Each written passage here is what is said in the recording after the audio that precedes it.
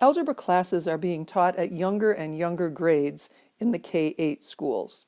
Because of that, we need to make sure that young elementary students are getting a good foundation for algebra and that it's done in a conceptual and real way, algebra that they can see. We need to make sure that students understand that algebra is a wonderful, magical system that can help us solve problems, rather than something that's really difficult and hard that they're going to have to face when they're in 5th grade or 6th grade or 7th grade. Older students often have the perception that algebra is very difficult, and they don't understand its purpose. If you look at these two cartoons, you'll get a couple of ideas as to why that is. First of all, if we don't introduce the idea of variables very intentionally at a very basic and real level, students just don't get it. Why X? Why Y? Why are X and Y different? What in the world do they mean, and why does it matter to me? Students just get very confused by all of the symbols and the language of algebra. They also don't see how it's going to benefit them in real life. They think of algebra as just a class, something they have to do in their math class, something that's not going to lead them anywhere except maybe to calculus or more advanced math. We need to make sure and change that perception, and we need to do it at very early ages.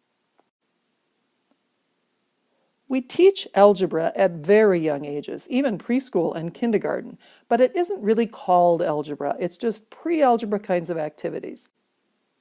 When we introduce algebra as a formal subject, we need to make sure that we get kids excited about it, that we show them what algebra is capable of doing. It's like a magic trick, and we need to make sure they buy into that. One way to do that is with a calendar problem or other problems that are similar, where algebra is the solver of the problem. For example, if we give students a paper calendar of whatever month it happens to be at the time, and we tell them, I want you to make a square around 4 dates that would make a square, a bigger square, but you can make it anywhere on the calendar. So you can make a square here around these 4 dates, or you could make a square up here, anywhere that you want to make a square around 4 dates. So each student in the class makes a square in a different place, wherever they wish to. Then I ask the students to add up the 4 numbers that are in their square, to find the sum of those 4 numbers. So students may be adding these 4 numbers together or these 4 numbers together. Whatever their dates are, they're going to add up those numbers. So if I was this student, I'd be adding 5 plus 6 plus 12 plus 13 to get my sum. After I'm sure my students have done that, and I probably would have them check their sums with each other to make sure that their adding was correct, then I'm going to say, someone tell me what their sum is. And when they tell me their sum, I'm going to tell them what their date was, the first date in their square. So this student who had this set of numbers gets a sum of 36. And I say to them, was your first number 5? And they nod, yes. And I keep doing that with 2 or 3 or 4 or more examples. And every time, if students have done their math right, and if I do my math right, I get it right. And students are like, how did you know that? How did you figure that out? That's where we grab them. That's where we have them understand that algebra really is exciting. We need to sell it. So how did I do that? Well, whatever date they first picked, I just was thinking of that as D for date. The next date, no matter where it was on the calendar, would be D plus 1. The next date, no matter which square they had, would be D plus 7, because it would be 1 week later. And their last date would be D plus 8, because it would be 1 week and 1 day later. And no matter where their squares were on this calendar, that would apply. It would always be D, D plus 1, D plus 7, and D plus 8. So if I put those all together, I have 1, 2, 3, 4 Ds, and I have 1 and 7 is 8, and 8 is 16. So I know that 4D plus 16 gave them their sum, in this case 36. So then very quickly mentally, I'm thinking, okay, 36 take away 16 is 20. That means 4D equals 20. That means D equals 5. So 5 was their first date. And that's how I can solve that problem, no matter where the square is on the calendar. And when you teach kids that, they're very excited. They want to be able to go home and do that. They want to be able to share it. They think it's like magic. It's pretty cool. But what they just really understood is that algebra is something that generalizes a solution to any problem that has that relationship. And that's pretty neat. Also, when we introduce algebra as a formal subject, it's very important that we talk about the etymology. The word algebra is an unusual word. It's not a word that students have heard a lot. What does it mean? Let's teach them that. We need to tell them that it comes from medieval Latin or other sources, and that originally in Arabic, the word al-jabr meant reunion of broken parts. So in algebra, what we're doing is we're finding broken parts. We're putting parts back together. And that helps them remember what algebra is, and it helps them make sense of it as an operation. We also need to have them understand that algebra has variables. Now, that's not something we introduce at the beginning. We don't talk about the word variable right at the beginning. What we tell them is one thing can have many names. And I might even use myself as an example. I might say, well, you call me Mrs. Ludke, but when I teach at the college, they call me Dr. Ludke. But when I'm at home, my husband calls me Melissa, and my children call me Mom. Different names for the same thing.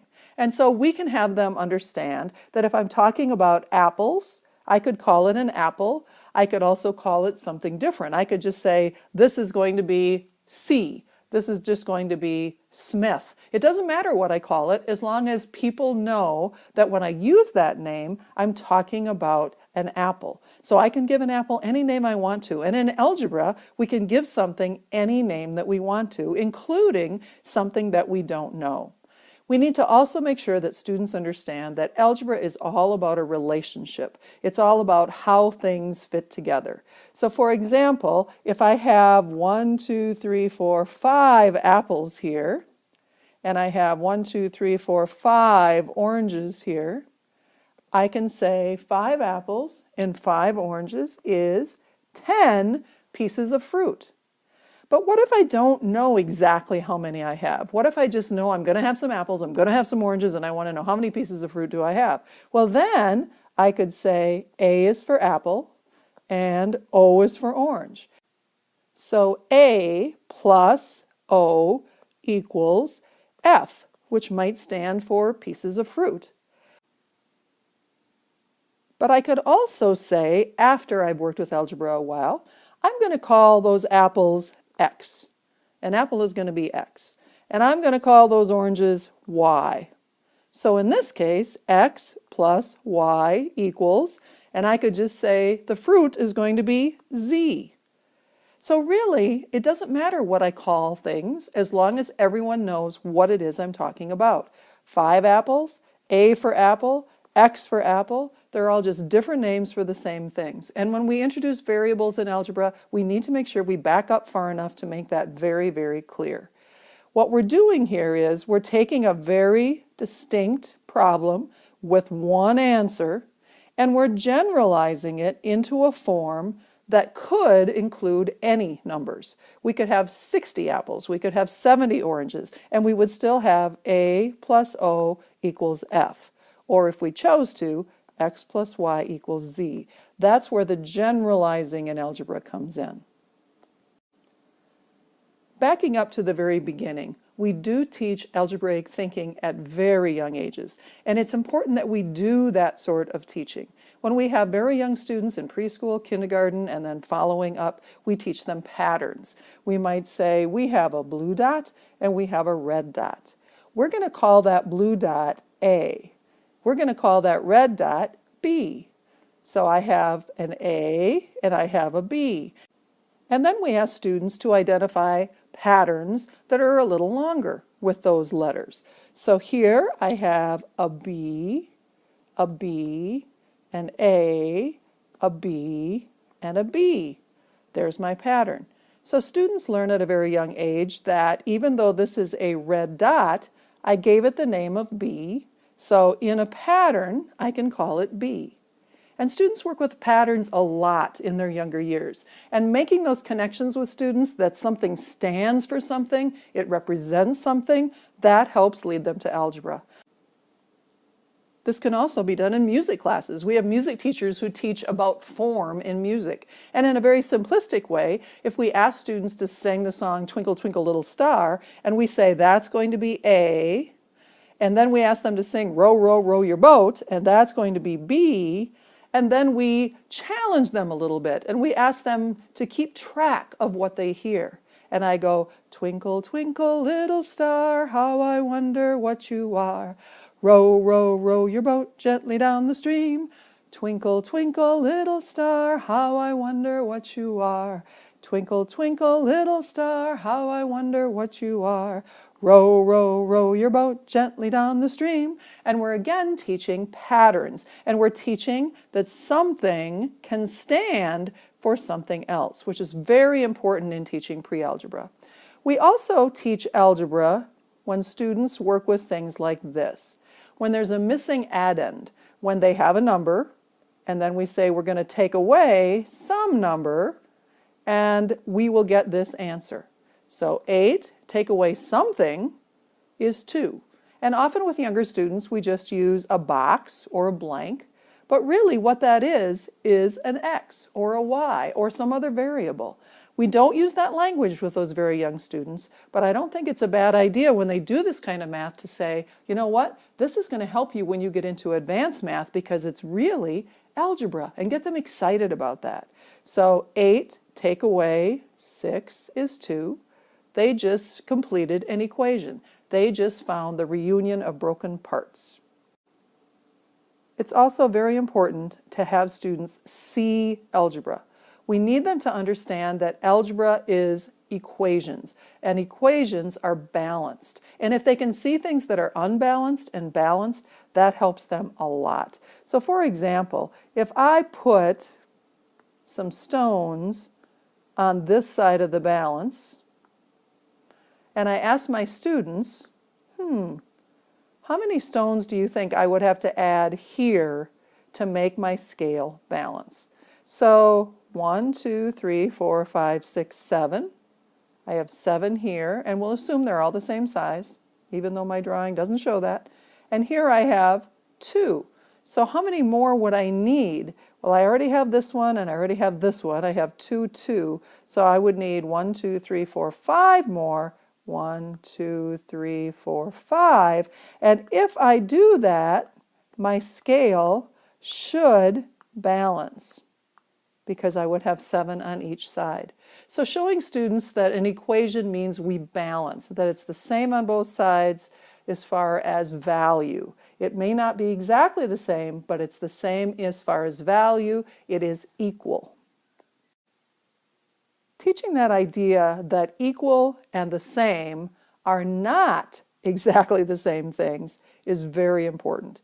For example, if students look at this balance, they will see 2 triangles on one side and 2 triangles on the other side that are the same size. So if I say to them, is my equation balanced? Do I have 2 triangles on each side? They would say yes. So this is equal, it is balanced, but it's not the same. And if I ask students why, they might say, these are red, these are green, so they're equal, they're balanced, but they're not identical, they're not the same. Teaching students to understand that is very important. So for example, if I make a living equation and I ask 5 students to come up and stand together, here are my 5 students. If I have 4 students come up on the other side, I can say, am I balanced? Do I have the same number of students on both sides? And students would probably say, nope, they're not the same, they're not balanced. You need one more student over here to make that balanced, to make that equal. As my students are standing up in front, I could say to them, are these 2 sides the same? Do the students look the same? Are they the same height? Are there the same number of boys and girls? And I can point out that even though they're equal and balanced, they're not the same, they're not identical, because I'm not concerned about those things, I'm only asking about students. So much of algebra is how we name something, and that's important to teach students. Once we have taught students what a variable is, and we've moved into things like x, Then we need to make sure that they can see algebra, so that they can see there are two sides to the equation. So on this side we have x plus 3, and on this side we have 5. Those two sides are equal because this sign tells us that they're equal. That means they have to be balanced. So what we want to know is, what does that x mean? What is that x representing? And how can we find that out? By keeping the balance, not upsetting the balance. Well, if I have 3 things here and I have 5 things here, I could take away those 3. And if I take away 3 over here, I took away the same amount from both sides, so my scale still should be balanced. That means that this 3 is now gone, and this 5 is now gone because all I have left now are 2. So what does that mean? That means x must mean 2. On the next problem, I have 2x equals 10.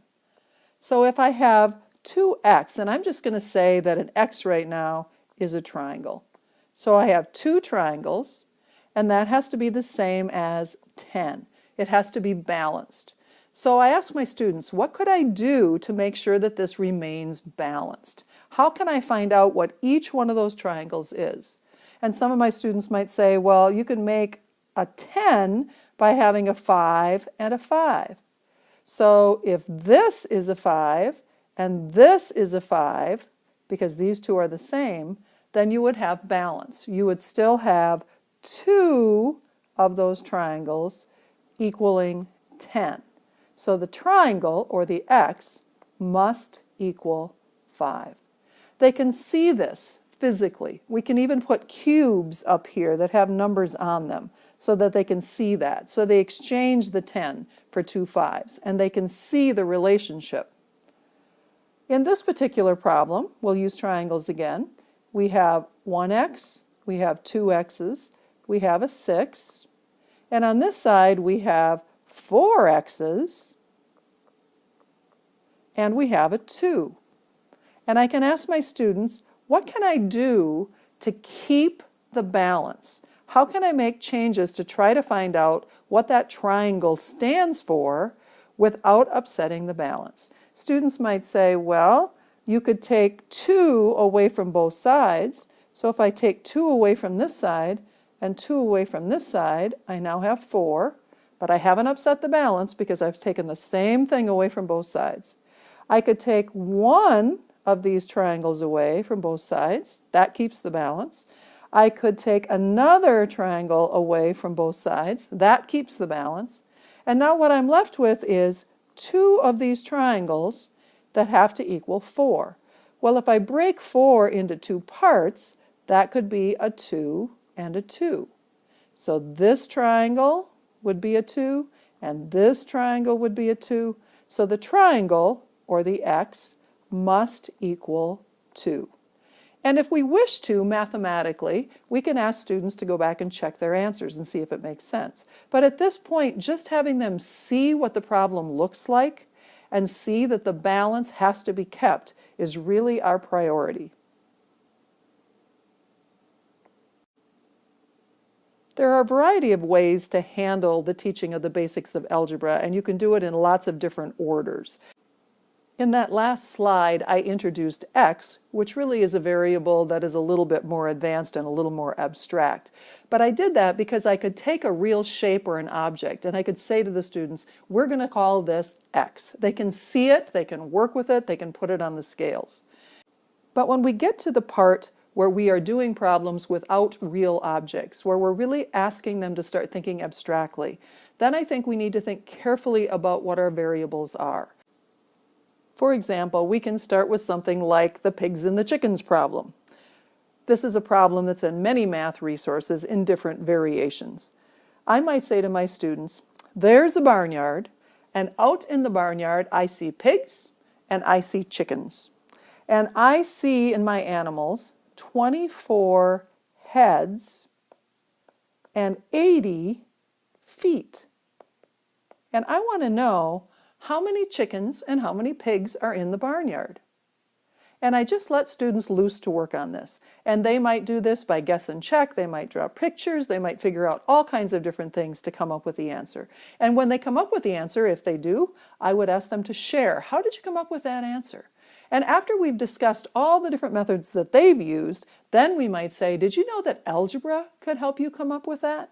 So if I say to them, what do we know about this problem? We know we have 24 heads, and we know that we have pigs and chickens. So the pig heads plus the chicken heads have to equal 24. We know that we have 80 feet, and we know that a pig has 4 feet. So 4 feet on every pig plus 2 legs on every chicken has to equal 80. We know these two things. Now, if my students understand simply this and can't get any farther, I'm pretty happy at this point. I want them to understand that these letters, P and C, stand for real things, pigs and chickens, and in this case, pig heads and chicken heads, or pig feet and chicken feet.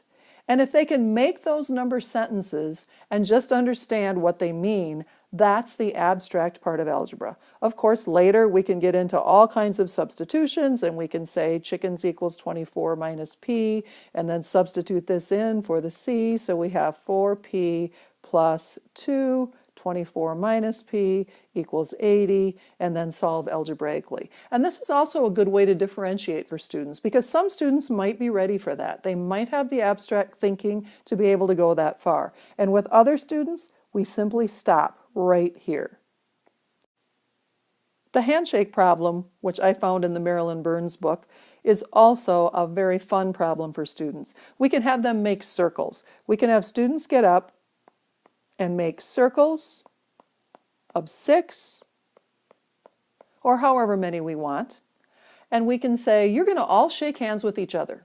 You're going to all shake hands with each other once, and I want to know how many handshakes it will take for you to do that. And then I say, but we don't want to have double handshakes. For example, if Susie shakes hands with Jimmy, then later we're not going to count it when Jimmy shakes hands with Susie because we've already done that. So how many times will you have to shake hands so that everybody in the group has done that with every other person in the group? And students will go at it and figure out how they can solve the problem, and most of the students will actually do the handshake. And after they've done that, and after they've shared their methods and their results, then we can come back and we can say, well, you know what? That went really pretty fast. You figured that out pretty quickly. You only had 6 people in your group. But what if you had 500 people in the group? Or what if you had 3,000 people in the group? And students would say, whoa, that would take a very long time to shake hands with all those people. So let's see if algebra can help us, okay? How many people did we have in our group? We'll say P stands for people. And then I'll ask them, how many people did each one of you shake hands with? And they would say, well, everybody but ourselves. So that would be 1 less than the number of people we have in the group. So that would be people minus 1. So each one of us shook hands with everybody minus 1, except that we really didn't shake hands back and forth, like if Susie and Johnny or Johnny and Susie, we didn't count that. So that would mean we'd have to divide the handshakes in half because we really only did that one direction. So that means that P times P minus 1 divided by 2 will give us the number of handshakes. And we can tell students that that will work no matter how many people we have in our group. If we have 6, like we did when we did it in class, or if we had 500, or if we had 3,000, it will still work. That's the magic of algebra, that it generalizes and helps us solve a problem that has the same relationship no matter what the numbers are. Pretty cool. Once students get into actual algebra, it can look like a foreign language to them. I have heard students say that when they come into the math room and they see all the algebraic equations on the board, it's just like they can't even understand any of it. We need to make sure that we're ready to meet students where they are at their level and to back up if they don't get something. So for example, the most basic algebra idea, like this one, sometimes we teach students, well, how do? We add the exponents or we multiply the exponents, and students are supposed to remember the rule. They're supposed to memorize it. But what we want to do instead of that is give them the tools to back up. So what does a squared mean? It means a times a. What does this mean? It means we're taking whatever's in here times itself, right? So a times a times a times a. How many a's is that? That's a to the fourth. So if students forget the rule, they can use logic to figure it out. How about this one? B squared is b times b. How many times are we taking that b times b? 3 times. So if they forget the rule, they can reason it out. 1, 2, 3, 4, 5, 6, b to the sixth. Same thing here. We want them to be able to understand that this means a times a times a times b times b times b times b, and we're taking that whole thing times itself twice so that they can add it all up and see what their answer is. That's logical. We also need to be ready to back up when students make misconceptions. For example, if we gave them this equation, what students might do is this. They might say, well, 6, I have to do what's in the parentheses first, so they'll call that 5x plus 2, and they'll go on to work the problem. And they don't understand that adding a 1 and adding it to a 4x means we're not adding things that are alike. So at this point, if we bring out our scales and our shapes, we can say, remember, that triangle is the x. So we have 4 of those triangles, but this other thing is a number. It's 1. These are not the same, so we can't add them together. So what will we have to do? 6 times 1 is 6. 6 times 4x is 24x, and then they can go on and work the problem. Misconceptions in algebra happen often, and they usually happen because students don't understand the basics, the foundation, why an x is different from a number, for example. We must take the time to teach students that algebra is used in real life. It's used all the time. It's used in saving up money. It's used in carpentry, in building a brick wall, in dimensions, in cooking, in gardening. Algebra is used on a daily basis, and it helps us solve problems. Algebra is our friend, and we need students to feel like it's a positive thing in their life and not a class that's hard and difficult that confuses them.